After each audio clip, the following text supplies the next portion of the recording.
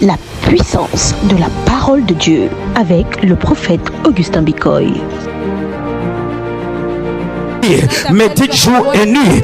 Il dit ne te détourne ni à gauche ni à droite. De quoi? De ce sur quoi tu as médité. Si tu te détournes pour écouter une autre voix, tu vas te comporter selon la voix qui te contrôle. Ma Bible dit dans Genèse chapitre 2, Dieu a planté l'homme dans le jardin. Il lui a donné tous les arbres fruitiers et il lui a dit, mais l'arbre de la connaissance du bien et du mal, ça tu ne mangeras pas. Il dit, le jour où tu en mangeras, tu mourras certainement.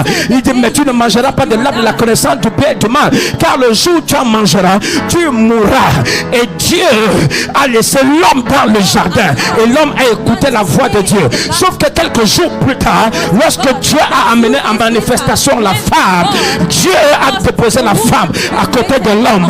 Et cet homme n'a pas pris la responsabilité de télécharger en sa femme la même voix de Dieu qui était à l'intérieur de nous.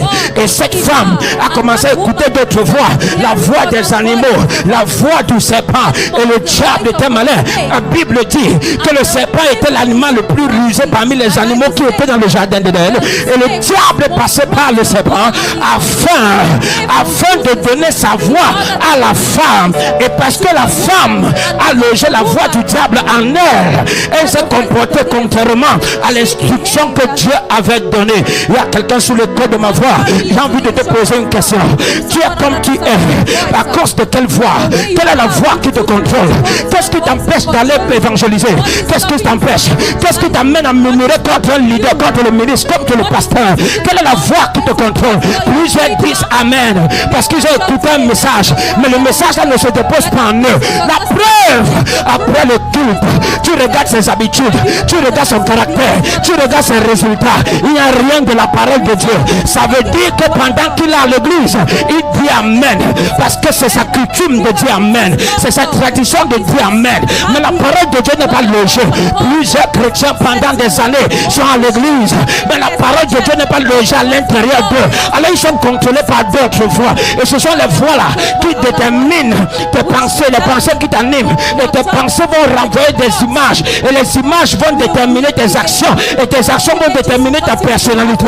J'ai envie de dire à quelqu'un, revois les voix qui sont à l'intérieur de toi. David a dit, une fois Dieu a parlé, deux fois j'ai écouté, que la puissance appartient à l'Éternel. Nos programmes de culte, mardi, culte d'adoration et d'enseignement à partir de 17h. Jeudi, culte d'enseignement et d'atmosphère du surnaturel à partir de 17h. Dimanche, nous avons deux cultes. Premier culte à partir de 7h et le deuxième culte à partir de 10h.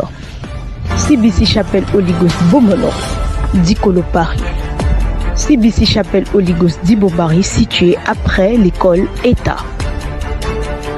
CBC Chapelle Holy Ghost à Bonaberry derrière Commando Bar.